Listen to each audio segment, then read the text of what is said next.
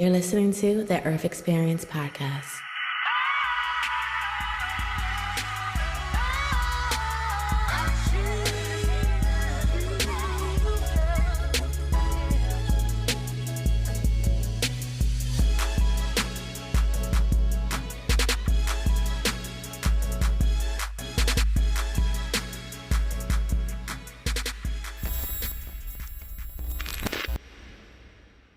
I am Vernique Esther. I am a licensed clinical social worker, relational trauma therapist. I work in nonprofit, but beyond that, you really have me thinking. I am a lover of community. I am a lover of love. Like, I really, really believe in love. I believe in community. I actually believe that is the thing that will save us. I have a very deep passion for people coming together, both romantically and communally. And so I push that effort in every aspect of my life. I believe that we were born in community, and so I champion that wherever I can. I just hosted a bunch of people at my house yesterday. So I would say that's a really core part of who I am. I am a connector. I am part of a community in various aspects, and all things like love and connection and relationships. I want to learn a little bit more about why you choose to advocate for love. Like, is that coming from like your experiences from growing up, or is it something that you're unraveling as you grow up, or like where does the advocacy for love come from? Yeah, so that's a great question. In speaking about community, right? My mother was very instrumental in my family and even in just our faith community and in other ways of like bringing people together. I've always seen her do it. We moved around a lot. I had a very unstable childhood and financially insecure childhood as well. But one thing that I did not lack for was connection. Everywhere we moved, there was somebody, there was somewhere. And I learned that from her. I learned how to make friends very easily moving. By the time I went to college, I went to over 15 different schools, meaning I lost count after a while. I'm sure I'm missing a couple. And so that's more than in one school a year since the first grade, right? So I had to learn very quickly to adapt to wherever I was. And so for me, I became, and I'm an only child. I forgot to say that. I'm an only child to a single mom. And so if I didn't learn how to adapt to and connect with people, I was going to be lost in the world. But then on the other side, because my mom was a single mom and she was single a majority of my life, like to this day, she has never remarried. But I always felt that lack in my growing up. And though I grew up very independent and, my mom really emphasized that for me, like be independent, get your own, all that kind of stuff. I always felt like I don't think that's supposed to be it, because if that was the blueprint, you would be happier. If that was a blueprint, we would be more stable, but we're not. So I think I started in myself as a child, started to internalize, like, I don't think people are meant to do life alone, romantically and communally. I don't think that we're meant to do that. And then even, not to put my mom on blast, and, we don't, truthfully, we do not have the best relationship. But I do respect the things that she was able to give to me to allow me to have various levels of success. But even within the community, my mom didn't always have the skills on how to be a good community member. She was good at uniting people, but didn't have some of the social skills needed to maintain really strong connections in some areas. And so I always was like, man, if I was a grown-up, I would do this differently. And so I think that desire for connection, for love, for security, for stability really ingrained itself in me in the form of advocating for people to be together in my own personal life and in the lives of those around me, and then eventually my clients. I didn't always get it right, and I don't even know there is a right per se. There's definitely wrong, but there isn't always a clear-cut right. And I had to grow in love. I had to grow in the things that really keep a relationship in all aspects, friendships included, healthy. But for me, I'm like, I know for a fact, even from my faith perspective, that quality of our lives is indubitably determined by the quality of our relationships. No matter how much money you make, no matter how many kids you have, whether you have a partner or not, community is the key to joy and health and stability. It just is. And there's so much science that backs it up. And so I think I'm invested in it because I am delusional to believe, like, it's kind of like when, beauty queens or whatever, pageant girls, and they're like, well, what do you want? World peace. And like that, love is my world peace. Like, it's, people might brush it off or whatever, but Yeah. I think that it's possible. If we all invest in love in real ways, I think all of our lives would change. It's making more and more sense why, I'm connected to your content, because I also believe that love is going to be that glue. And the way that we are approaching love is through the lenses of like how we've grown up and what we see, which stands out about what you just shared is, if we have two different cases. One could be someone grew up and they adopt the same habits to a T that their parent has showed them, or they start to find those gaps like you did, what it sounds like. And I'm hearing some of the gaps even when you saw that your mom had the tools but didn't really know how to use them, or the fact that your mom is teaching, like the independency, but you're like, something doesn't seem right. And I wonder how that even, maybe there's some, something in therapy that can discover how that happens differently for us. Like, why is it that some actually just do the same thing that their parents do, but others are able to like look at that gap and say, I don't think I want that for me. You mentioned you didn't know if she was truly happy in the format that she was living. Was there particular things that stood out to you that like you wanted a different story for, or was it just that you kind of like looked at her and it didn't feel like happiness? I mean, again, to not, put her on Oh, blast. her on blast, yeah. I think I'm an only child to a single mom, and I was parentified, meaning like I was very responsible at a young age, and I was leaned on for emotional and even like advice at a young age. I was very active in my household. Like I didn't fully get a childhood. And so that caused, I think, my awareness to be more heightened and my assessment of things to be more heightened because I was leaned on in that way. But I saw up close that she wasn't happy. I saw her frustration. I saw her bitterness. I saw the nights that she cried because she didn't know what to do, those kind of things. And it's like, well, then this can't be the answer. Like, I didn't want what I had because the results weren't what I wanted, like I Yeah. couldn't replicate that because there was nothing about it that was appealing. And so for me, I used first education as a way to get out of that. My first thing was I never want to be poor again. I never want to be homeless again. And so I fought for that reality for myself. But then I broadened it to, well, I know how to make friends. I know how to do these things. How about I just keep doing that as a way to have community, to have standing, to have some sort of support, because I knew that I couldn't fully lean and rely on my mom for that. And now I'm bridging, to even be fair, I'm bridging relationships with my extended family because those are an option too. And I think I got really narrow-minded at a point where I was like, I'm just out here on my own. All I can do is rely on my friends. My family has kind of allowed me to step back in and be like, oh, wait, no, I have more than that. So, community all around. But that was kind of what I saw that was like, yeah, I can't replicate this because it's not yielding any fruit that I want to partake in. Did you see any examples that you did aspire or that you liked that you wanted to like replicate, even though you didn't really see it with your mom? And what did those examples look like? Yeah, I think this is now my therapy session. No, and I try not to be so like that's literally how my mind goes. I'm like, I hope I don't feel like a therapy session in conversations.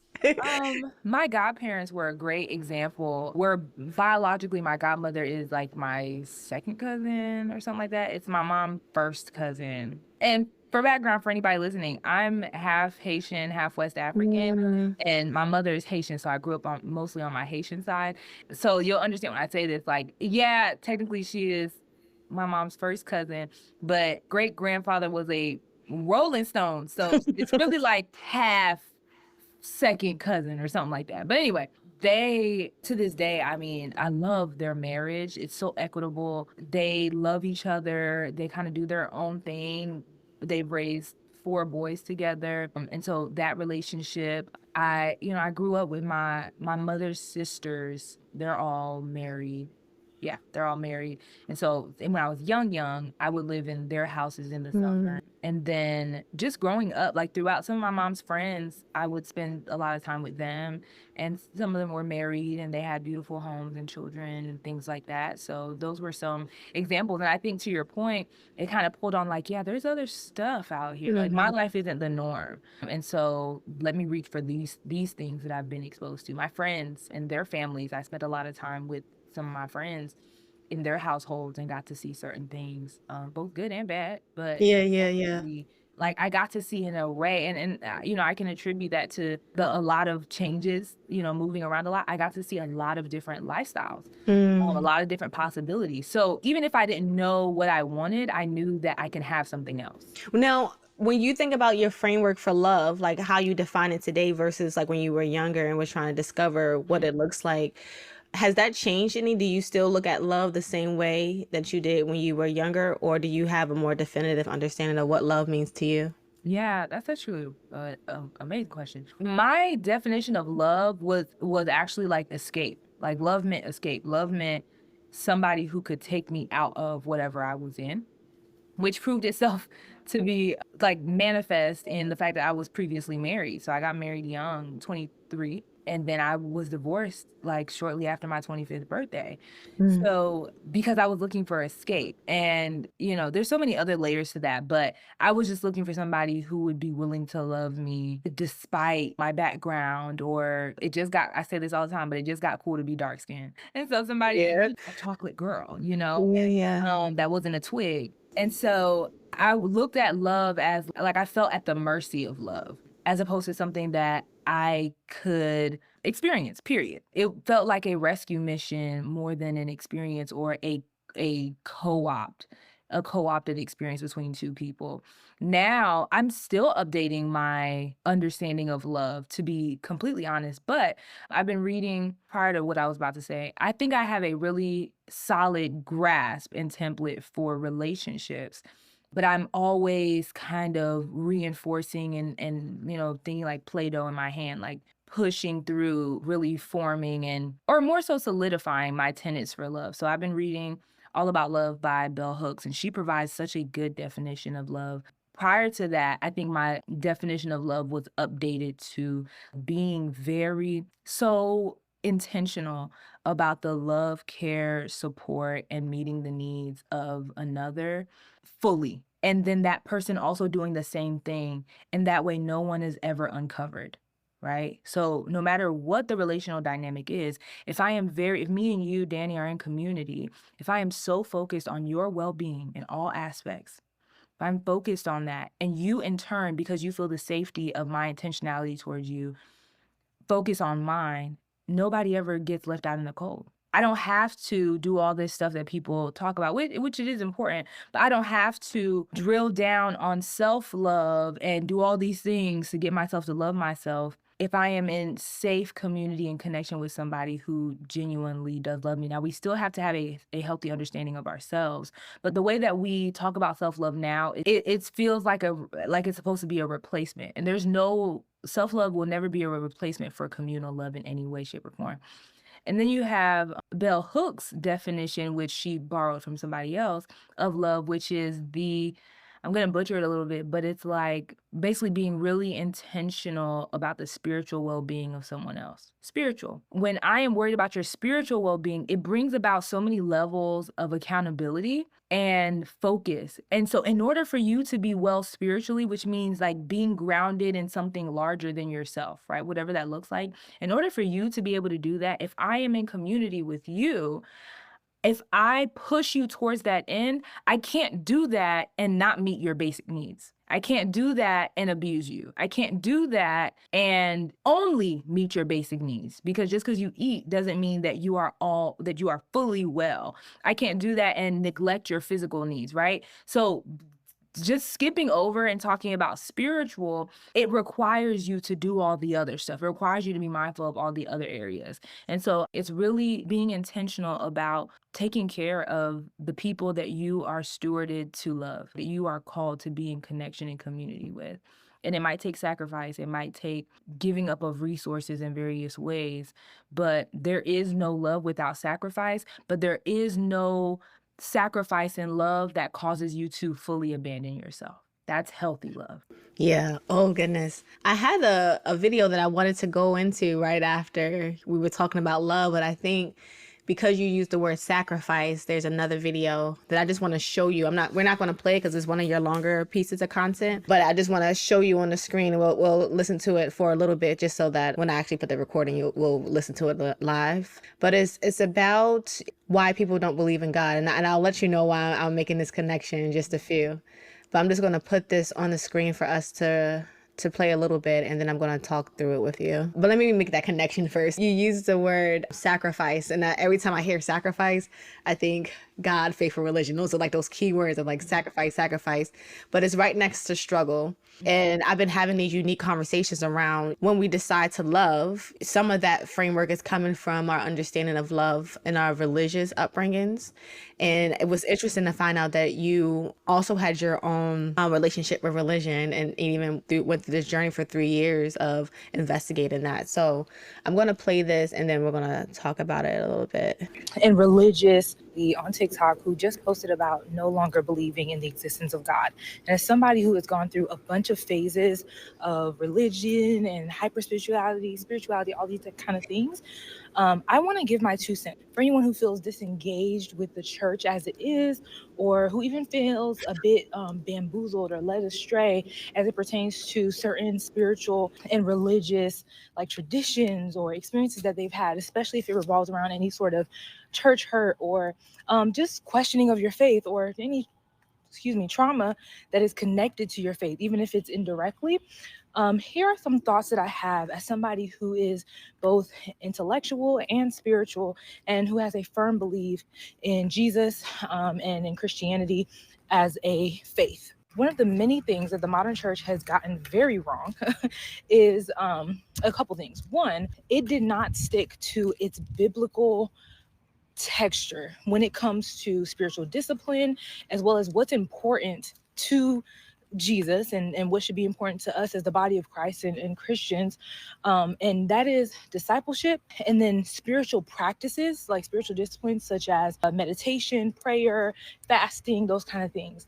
And when it has focused on that traditionally, it has led to a lot of oppression, for lack of a better term. Also, if you're looking for a quick video, this is not going to be it. So you got to stick with me. Put this on like a podcast and just play it as I'm talking. So when churches traditionally emphasize those things, it was in a very cult-like manner, even a oppressive manner, right? Like the whole like very like fundamentalist Christians tend to harp on the stuff and not the focus of relationship. So we get it wrong one way, and then once we're that way, we get it wrong the other way. But in the church's attempt to be more broad and welcoming, it has lost some of its fervor as well as its influence, because it looks like we don't know what we stand for. And so a lot of people, especially we are in an age of information, and people have access to more things, but they also are smarter. Like people are smarter than they were 50, 100 years ago. And so they now have questions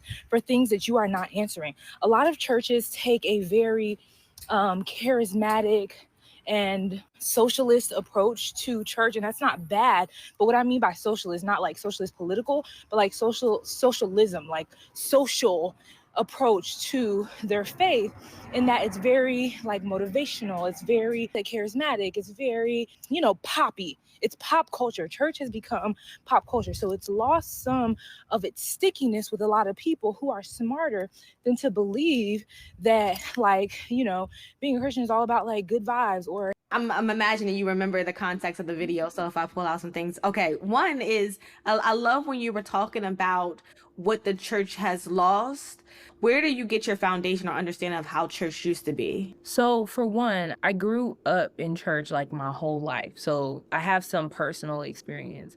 And then I was in church leadership. And so I've talked with a lot of pastors and things like that.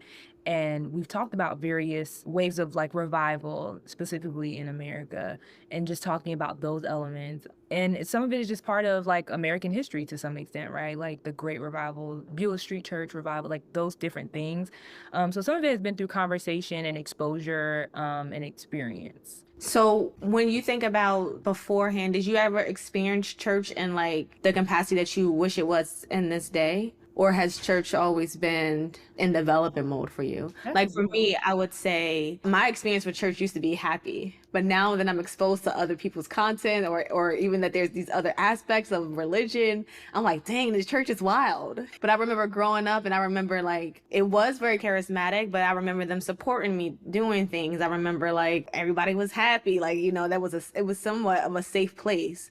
But now when I grew up and I started having conversations and I hear terms like church hurt or things like that, and the fact that I wanted to investigate, like, is something wrong? You know, am I missing something? And I got exposed to all these other things. Now I have this new storyline about my relationship with God. So I was wondering, as you were speaking, it sounded like you were there before. So I was wondering, do you feel like you had a relationship with church at one point that you were satisfied with? Absolutely. I actually, similar to you, I did not have a lot of bad experiences with church growing up, but I also went to a lot of different churches. Like I've been a part of different denominations. My mom was very flexible in that way. It was always Christian, but I mean, I went to white churches, black churches, Baptist, Methodist, all kind of stuff. So I was exposed to a lot, and I had some really good experiences.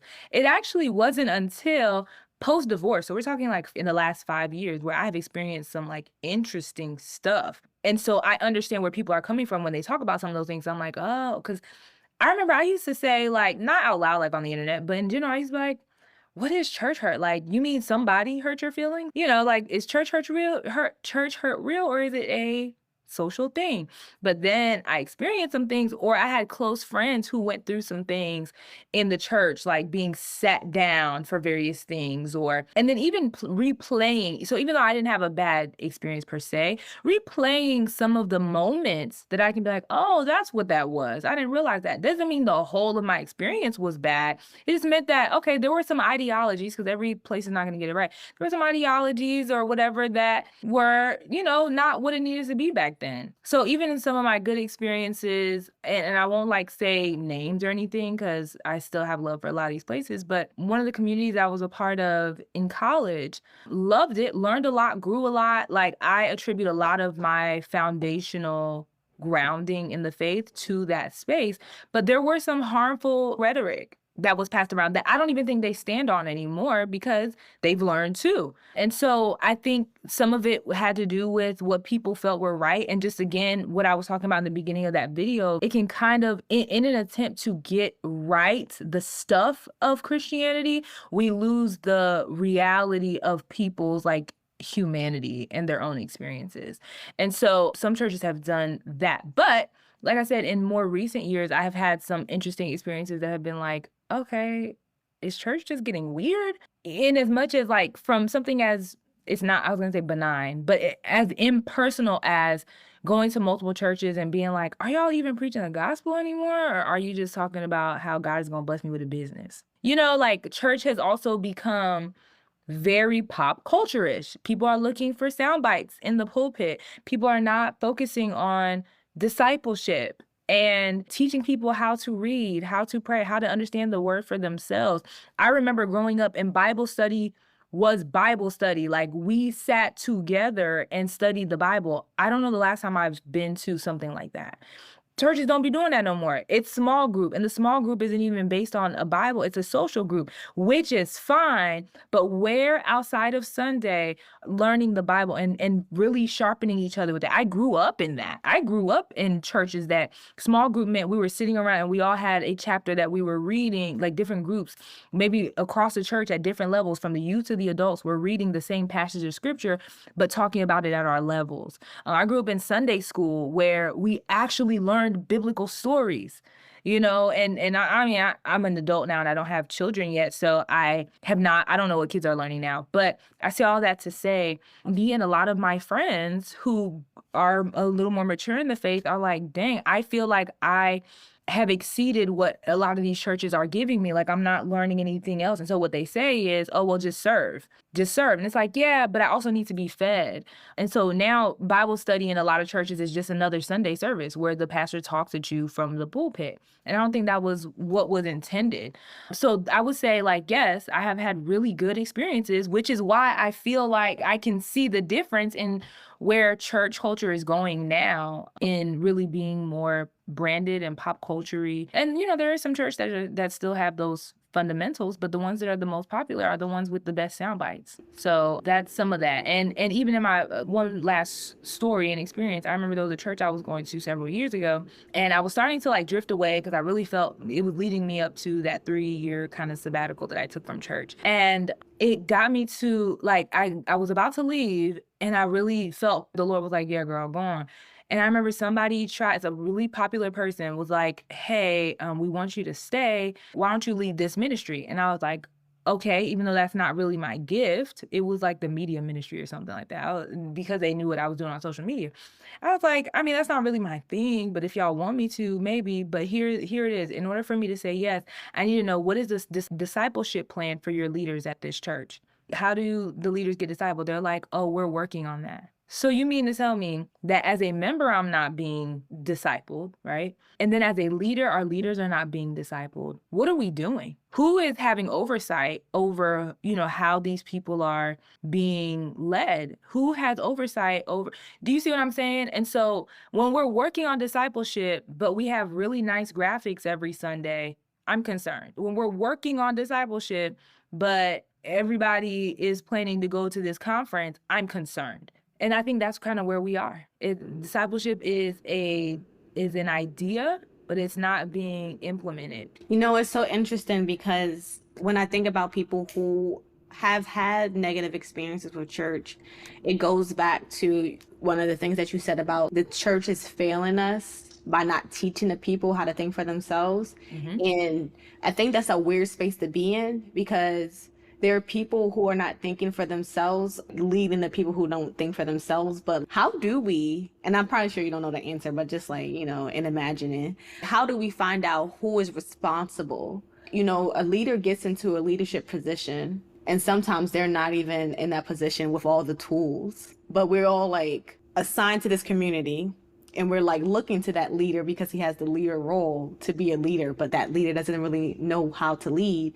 And I think that's really what drove us to this like marketing feeling of church, because we only have those tools now, right? We're on social media. We know how to market. I remember being in church one day, and this is me just trying to like feel my way back into church. And so everything was a little sensitive. So everything they did was sensitive. And they had mentioned, they actually said the words marketing. And as soon as they said the word marketing, I was like, oh, like, I don't want it to feel that way. When you have to sign those things, it's like, I don't want it to feel that way. I really want to just come here and experience. And I don't want to get involved. I don't want to serve. I'm just getting my feet wet again.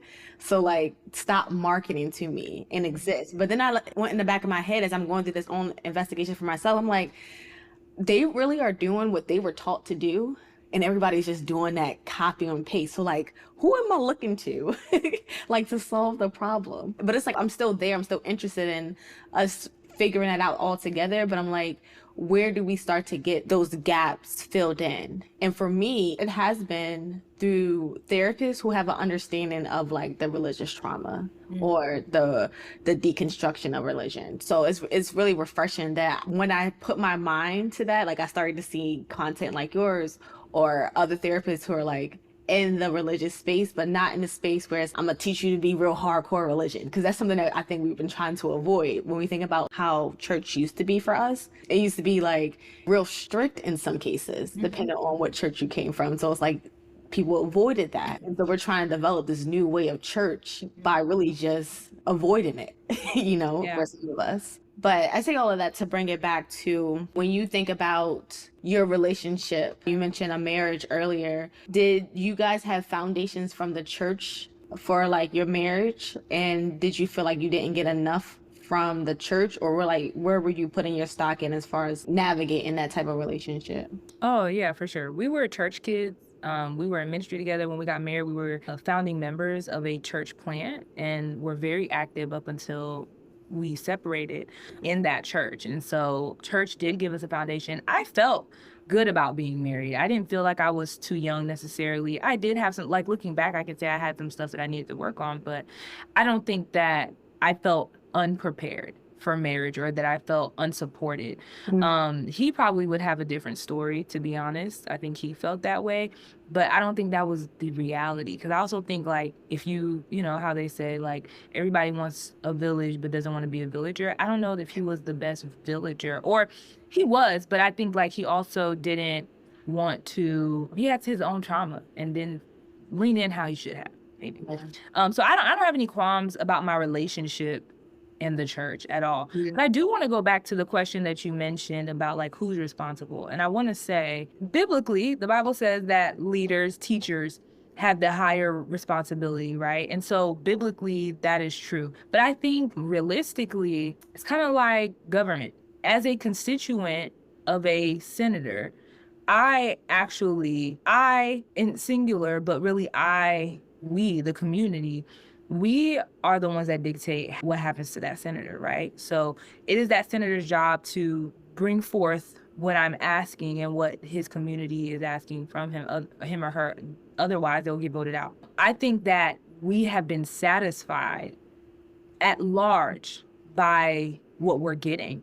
I think church is more convenient this way, right? Because I don't know if you grew up in, we went to church almost every day church. Yeah, church was a huge part of my life.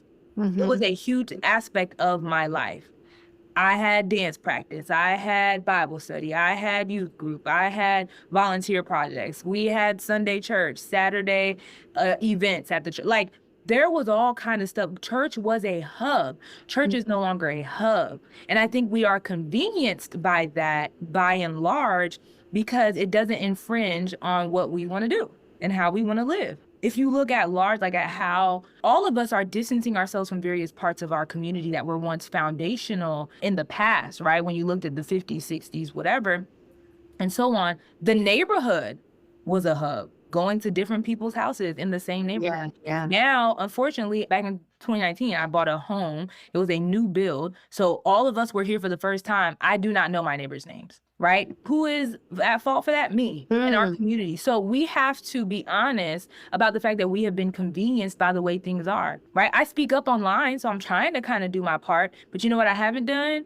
that, I feel challenged to do is host Bible study at my house. You know what I mean? Ooh. So, like, you're saying you're not getting it from the church. You are the church. So you do it. I don't even care about pointing my fingers to pastors. We can do that. But the reason why they're doing that is because marketing works because people purchase. Yes. Like, there are consumers for what is marketed. We have all been consumers to this. In our small little groups, we, moan about it, but we're not doing anything more than showing up on Sunday and maybe serving, but we're still saying we're not getting enough. If you're starving and you know where to get food, it's your fault. You host Bible study. You invest in quiet time with the Lord by yourself. Like, how often am I doing that? I'm busy, right? I'm not, and I wake up too late sometimes. So I'm not even as invested in my faith as I'm asking other people to be. So I'm not, and I'm always going to be honest about mine.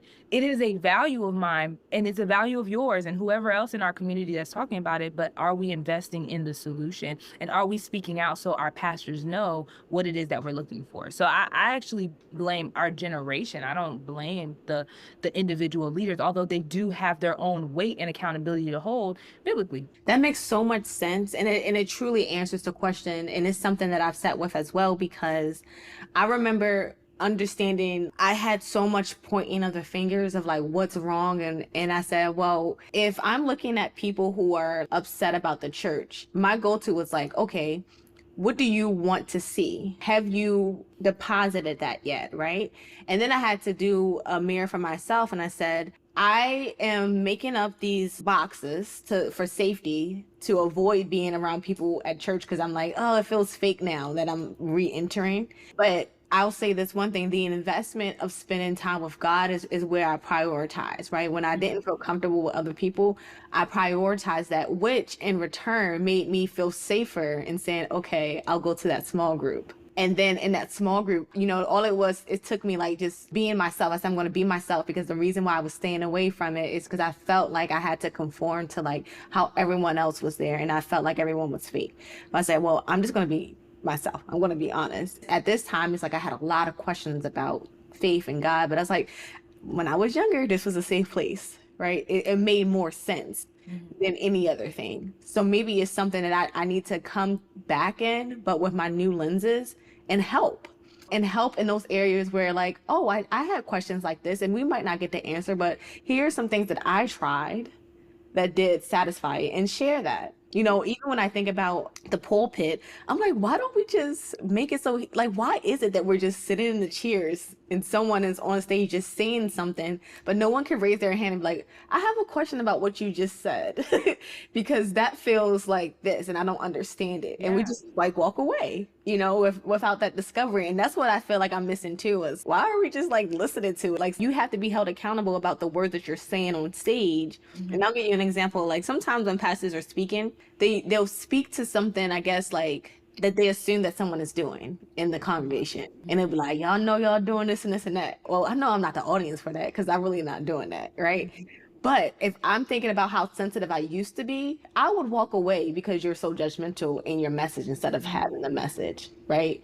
But like, I think my theory would be like, well, somebody should ask the pastor why he said that. And I've seen that like manifest in its own way, where I just had the thought and I took it to God. And then the next time I seen some style of what I wanted to see. So I don't know. It's interesting. And I do feel like it is us, right? The ones that are complaining about anything online, offline, is about, okay, now that you know that that's an issue and you feel passionate about it, what tools or resources do you have to kind of help with it? Yeah, for sure. At the end of the day, we are called to not abandon like the assembly of the brethren, right? So yes, and during those 3 years, I felt so good. I mean, I had a friend group, like we would fast together, we would pray together, all those things. But I still felt like whether it was physically going to church or not, I have to have faith community. We all should have faith community that we're wrestling in the word with, that we're all being honest. So that is one thing that I say did not happen. I made a video about this too. Growing up, I don't think people were honest. People were not honest growing up. Everybody pretended like they were Jesus' best friend, but nobody talked about sexuality. Nobody talked about, or at least in a healthy way. People didn't talk about, marriage in a way that was like, hey, we're actually struggling right now. What should we do? Where should we go? To other people, not just the pastor. People weren't talking about hard things like grief and miscarriage. We were throwing it under the bus and spiritual bypassing, right, when it came to those things. And so I think we also don't have a legacy of having the right conversations or the honest conversations for fear of, I don't know. I think there's just this idea that if we talk about things honestly, then it's going to perpetuate those things and we're all going to be led into sin. But we're having the experiences anyway. So is it worth being silent about, right? So just communing in those kind of more honest ways, not just around the word, but around life. We should be doing life together as believers. That's what the church was founded upon, right? They didn't have the luxury of only seeing each other on Sundays. They needed each other because Christianity during biblical times was practically seen as a cult. It was a cult of Judaism, right? And people thought they were weird and blasphemous and all this kind of stuff. So they needed each other. And now that we don't have those same constraints, I think we have forgotten that we need each other, even on a political level, even outside of the Christian faith. Like, we have forgotten that we need each other. And so we're not as invested in it, but we'll complain about it to some extent and not really, fully do our part. With you having that 3-year journey, being raised in church and finding value in it, why would you say you believe in God today? Especially when you see that there's a history of it being like cultish. What makes you actually believe in God? I feel like I could intellectualize myself out of my faith. I think I could. But then I would have to contend like that. I would also have to then call myself psychotic because I have had real moments and encounters with God that I can't explain or deny in very real ways. I've had prayers answered that there was no other way. There's no other way but God. And so for one, I think it's all I know, and it's what I've hinged on despite being exposed to and having knowledge of other religions and cultures and things.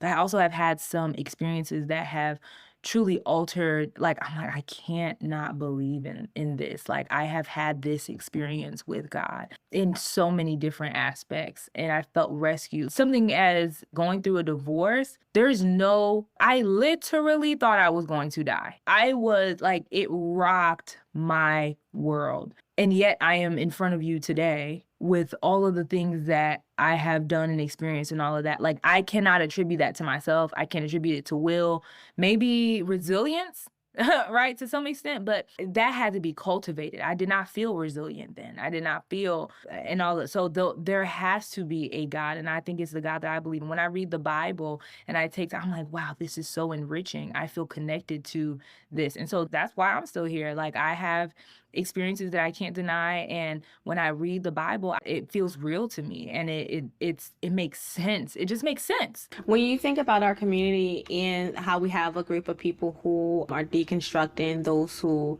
heavily are in the faith to a point where it does feel like a cult, and then those who are tapping into spirituality in your work, and I'm not sure if this is the case, so you'll let me know, like, well, how do you work with those different types of storylines, or what are the goals in doing so? Do you still have your faith as a foundation, even if you're talking to someone who is deconstructing, or someone who's like completely into something that you might not believe in spirituality, or like, and the reason for this question is because I do believe that therapy is very helpful and would be helpful in churches, because I feel like it's one of those gifts.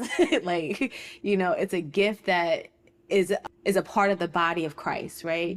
And it's so interesting because the language, like therapy or getting help in some of the churches, is like, all you need is Jesus, right? And I don't know, because it's like sometimes when I realized that that therapy could work for my book, for like things that I was going through that I thought were spiritual, I realized that had to be God sending me to the therapist. Right, yeah. Right? Because when my initial thought, like the thought that I had belonged to me, was if I tell this to a therapist, they don't know what to do with this. Because it's in a weird space. It's in a weird space of, am I psychotic, or is this spiritual? Right. Or is it not too spiritual? Am I over spiritualizing these things? But I'm giving a little bit of bite pieces about the experience of church sometimes can lead people to psychotic breaks. And I've heard that there's like some heavy relationship between really being like a faithful person in Christ and believing, and then being a thin line between it causing you to like have like mental Spiritual psychosis is a thing for sure. Yeah. What are your thoughts on that, or like how do you work with your clients through that? Well, I was about to say, I haven't had an experience where somebody was that deep in, but I help a lot of my clients who grew up in the church but are seeing some disconnect between their lives now as adults and what they thought they would have, specifically around, a lot of times it's centered around marriage. I thought I would be married by this age. I thought that God said this. I thought this. And here I am at 35, 40, 32, and I'm not. What does this mean? Does God hate me? And so we look at and we have to unpack some harmful theology around this idea that God owes us things, or that if you are faithful, if you're good, if you're a good girl, that you're going to get this. And, that's been some of the, if you will call it, deconstructing that I do. I have thoughts on deconstruction just as a concept. Sometimes I think it's really good. And I think the intellectual in me is glad that people are doing it. But I also think that sometimes we lie to ourselves, or misconstrue certain things in order to make ourselves feel better about what we want to do or our experiences. So I told that line. There are a couple people who consider themselves like deconstructionists, and who are in that part of work that I really respect, but I don't always agree with. So I think it's cool, and I think for some it may be necessary, but I find more people either perverting or leaving the faith, and that makes me a little uncomfortable when it comes to deconstruction. But I do also have clients who have left the faith and see me. I always ask people for permission. I say, I am a Christian, and I can be a Christian therapist if you want. If not, if you don't want that element in our sessions, let me know. Most of the time, people come to me because of that. They see that balance because I've had a Christian therapist, bless her heart. She is amazing. She was amazing when I had her, but I found myself lying to her or not being fully vulnerable with her because I felt like she upheld some of the same ideologies that I grew up in. And so I felt like I couldn't tell her that I was struggling with this, or that I had this thought or this feeling, because I thought she was going to come back and essentially be like, well, is that what the Bible says? So for me, the way that I conduct therapy as a Christian is to eliminate shame. So that way you can be honest. Because listen, even from a spiritual standpoint, God already knows. But when we operate from a place of shame, we don't get what we need in our relationship with the Lord because we're trying to present a false sense of self. There's nothing that God can do in relationship with our fake self, right? So that's important for healthy spirituality to eliminate shame. But I got on a tangent, sorry. But I do have clients who consider themselves spiritual. I have clients who have actually moved towards like altar work and stuff like that. And I'm always honest. I have great rapport with my clients, and I'm always honest, like, hey, listen, I don't have no feedback for that. Like, I don't know what to tell you, but I will encourage you on your journey to discovery and exploration. It is not my job as a therapist, and I don't even think it's my job as a believer to force people out of their stages. And if I believe that God is who he says he is, maybe he will meet that client in another way or through my relationship with them. Or I don't know, maybe God will intercept that moment. But I also I'm not as scared, I think, of as other Christians about the beliefs of other people. God has given people the right to believe other things. And I'm not going to make myself responsible for forcing them to believe something. Like, I don't think evangelism was meant to be violent. I think it was meant to just be an experience. If I got some candy and you're interested in candy, I'm going to share my candy with you. If you're allergic to chocolate or you had a bad experience with chocolate, I'm going to eat my chocolate and give you a hug, and we just going to walk down the street.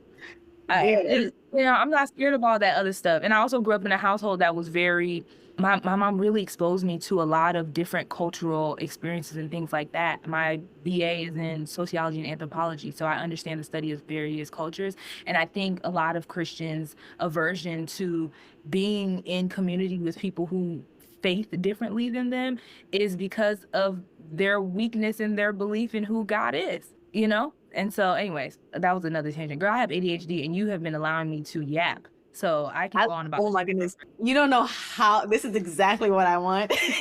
So please, I'm like, especially when you're doing well. I'm so thankful that you've been able to talk how you talk, and I'm following. So maybe it's the last thing I wanted to touch on before we close out is there's a video, and we won't play it since, I know you have a trip to go to. It's the statement that you have therapy won't fix you. Are you familiar with that video? It's like really old though. Yeah, remind me. Okay, let's watch it. It's shorter. I think I remember it, but about you that needs fixing. As a therapist, people come to me and say, I often have to remind them that there's nothing wrong with them.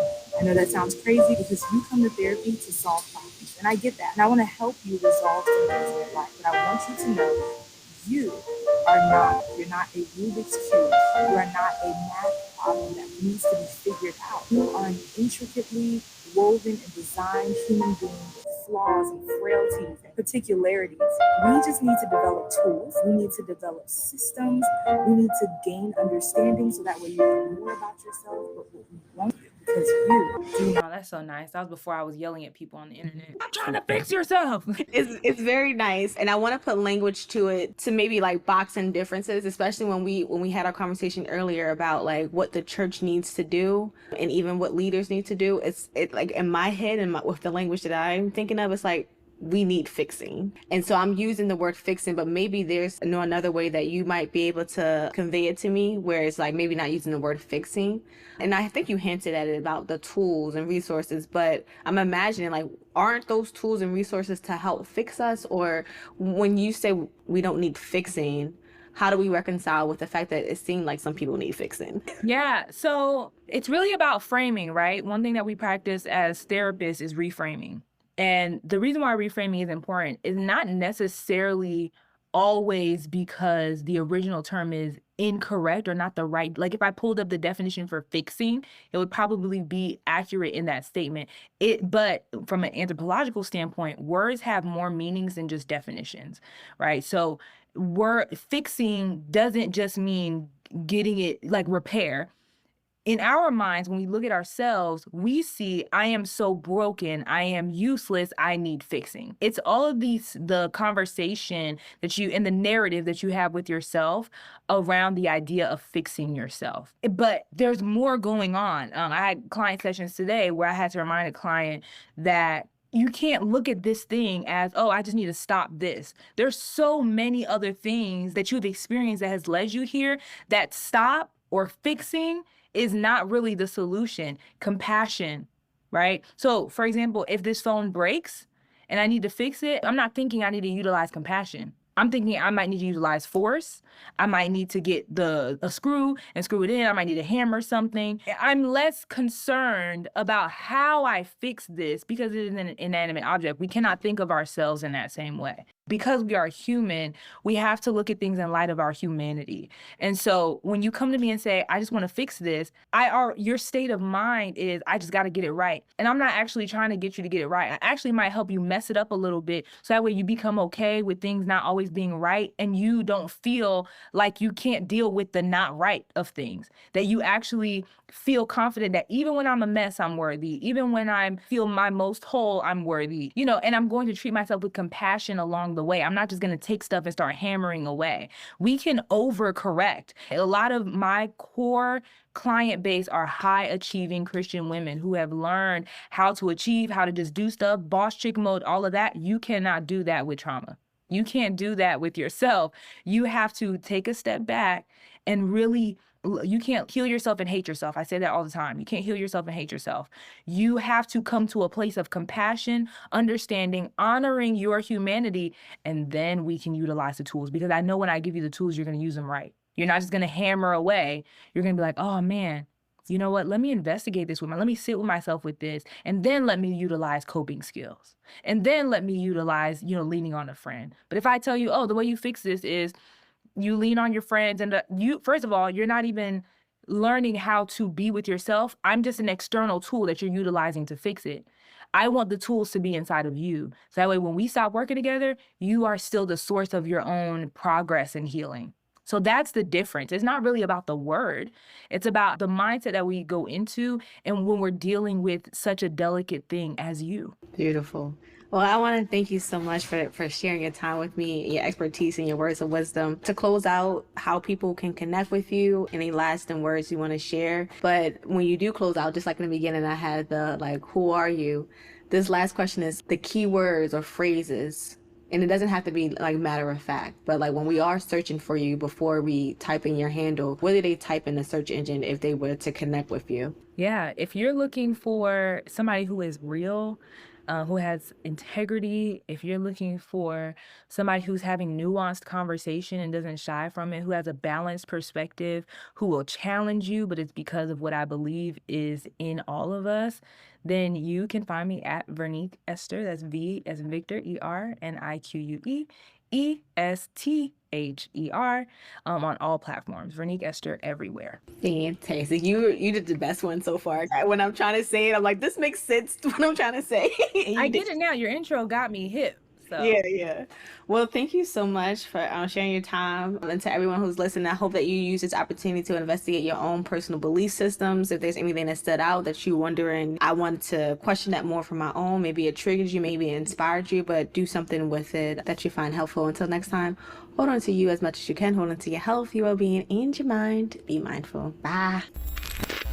Breathe.